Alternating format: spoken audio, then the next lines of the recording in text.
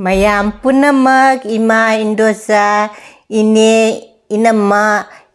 iche ibung punamak rekhana hanana khoramjari hanadagi jengbiriba ichinina punamaksu anauba changbirakpa ichinina punamaksu ima indosa ine inama inau dugaigi isa imau isu punamaksu rekhana thagachari ngasisu anauba mukbang ama pura lae ngasi hangam thongba ni ko uji indam tha loisalani uji hangam che loisalani aba hangam thong chaba se phangaro eduna hangam thongba pore hangam da haidi nga baw ni thakpa siga baw thongba am leire jongchak ka haidi nga baw do du thonge china Eronba Aloo ga khamen sinbi ga Eronba ni ai gamla da thajaba ai di tilau mana hachare te ko na bana kobi mana tabi le siga jongchak le de chak ko jaribon ichanna iwona hangak pani ko mic che kadai dei ai di kaino to leiri no aina ne ai se Flipkart tai gini Flipkart ta gi dum Flipkart ta changa ga dum jengba jani ai se dugai lau bane mamandik kya pi bano kawre kuire ai gi se ai di lai gi kalasi ko ai ngasi jam khar thengare ngasi thabak ai nuti gi thabak kaino tawre hai to ngasi se kambal ai di blanket kai kra loi photo khotong na thabak khara jam kan gare ba ngasi se Eronba hapage cha khape nga thongba hangam thongba ngasi di sinju ko jaw dare ko lai kat lage Mayam chaminna rase ngasi se Eronba na hausi ko Eronba kuire cha daba Eronba na haurase Eronba ina dum ai di khut ka dinga sai ha ma la bani ko aina mathak ta tilau mana se ai gi gamla da phi phowru badane sat mathak te phi phowru bodu gane pura lak pane asiri mathen ju jam dare ngasi theng ju thenge chaminna rase ngasi dum Eronba gane nga ga oina ilage ko Ima indosa ine inama inau isan dugaigi imau isa isu punamak se chaminna rase cara se aidi aina blog video sembado ai thaba khachin masina ai di semba ngamde semba ngambra dum jenga ke anuna hairakpani ko sina ta chak chaba si mukbang na tra to pasu dum sembira waina haibado semake anu hojai da dum semurase mayam de ingrabanina chamina rase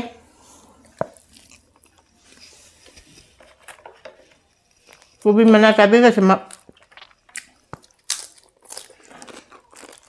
Eronba ko kubi mana tabi ko ta jam hawm ko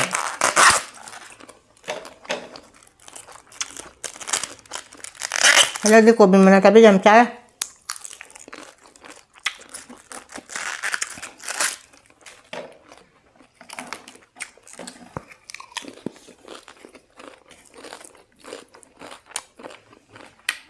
hawe yom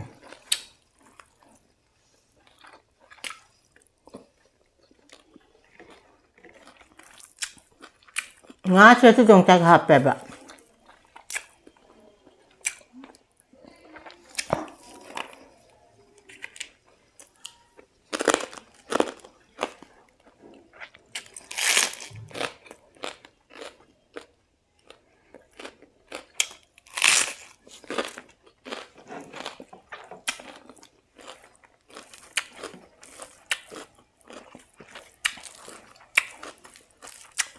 Eronba se jam hawe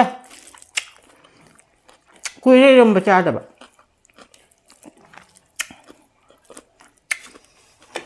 hangam dong thakse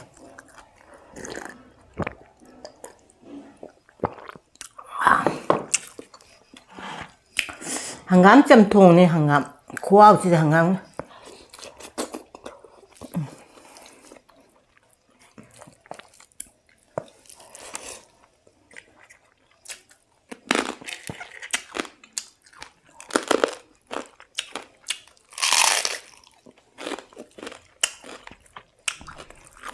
ꯑꯩ ꯃꯥꯏꯁꯦ ꯌꯥꯝ ꯐꯔꯝꯃꯦꯕ ꯍꯥꯏꯗꯤ ꯐꯖꯅ ꯁꯤꯖꯤꯟꯅꯔꯗꯤꯅꯦ ꯀꯨꯏꯅ ꯆꯠꯂꯦ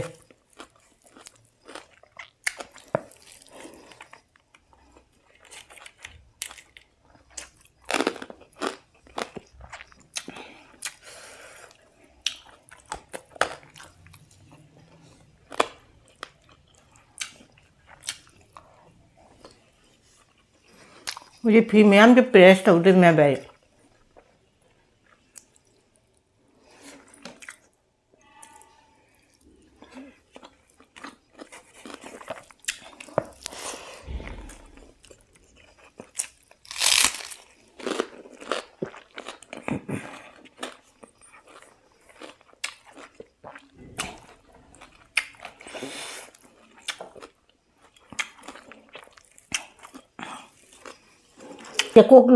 ꯀꯣꯛ ꯍꯥꯏꯗꯤ ꯇꯨꯝꯅ ꯂꯨꯔꯨꯕꯩꯅ ꯁꯝꯒꯁꯦ ꯏꯆꯣꯠ ꯆꯣꯠꯂꯤ ꯍꯧꯖꯤꯛ ꯎꯕꯗ ꯑꯗꯨꯝ ꯈꯪꯉꯝꯒꯅꯤ ꯑꯩ ꯀꯣꯛ ꯂꯨꯔꯨꯕꯩꯅ ꯁꯝꯁꯤ ꯆꯣꯠꯂꯦ ꯊꯦꯡ ꯈꯨꯊꯦꯡꯅ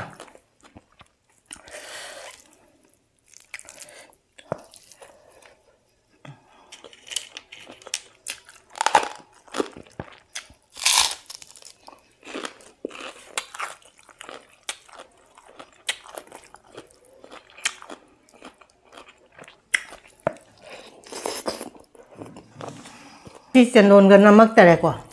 ꯊꯦꯡꯉꯦ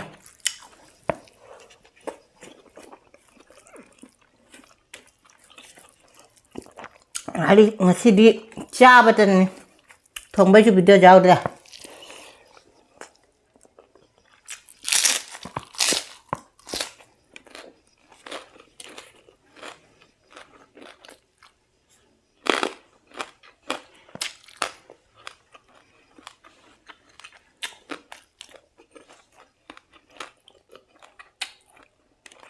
ꯉꯥ ꯃꯀꯣꯛꯅꯤ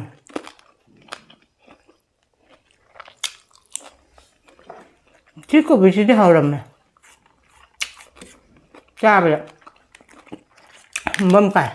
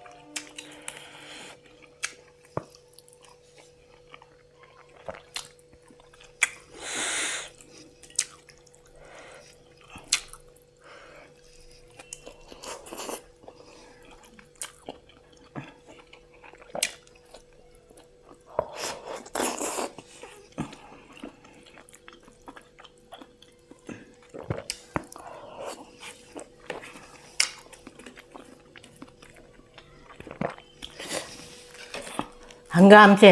ꯆꯍꯤ ꯆꯨꯞꯄ ꯐꯪꯕꯤꯔꯗꯤ ꯐꯅꯤꯍꯦ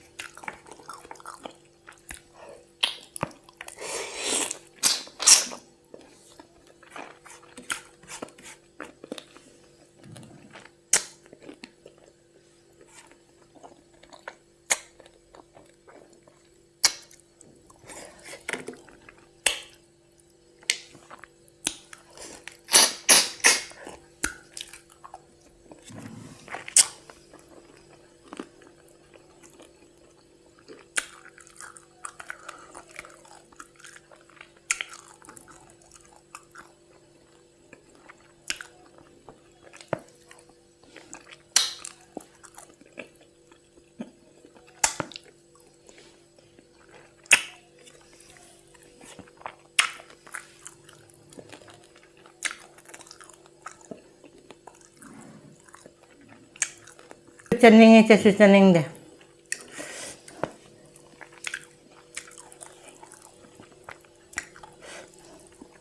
ꯍꯧꯖꯤꯛ ꯑꯩꯈꯣꯏ ꯅꯤꯡꯕꯣꯛ ꯌꯥꯎꯗꯕꯗꯣ ꯑꯗꯨꯅ ꯅꯨꯡꯉꯥꯏꯇꯦ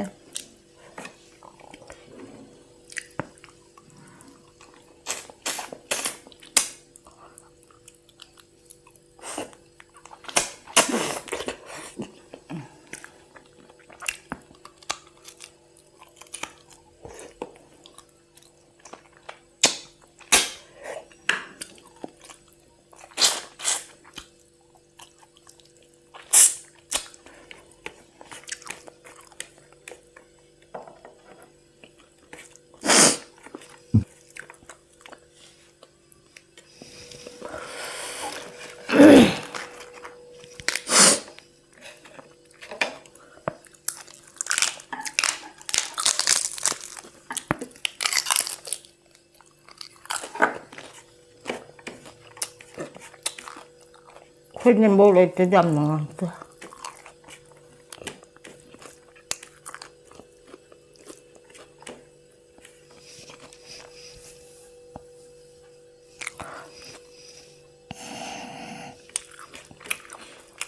ꯃꯤꯠꯇ ꯄꯤ ꯇꯥꯈꯤꯕ ꯈꯪꯍꯧꯗꯦ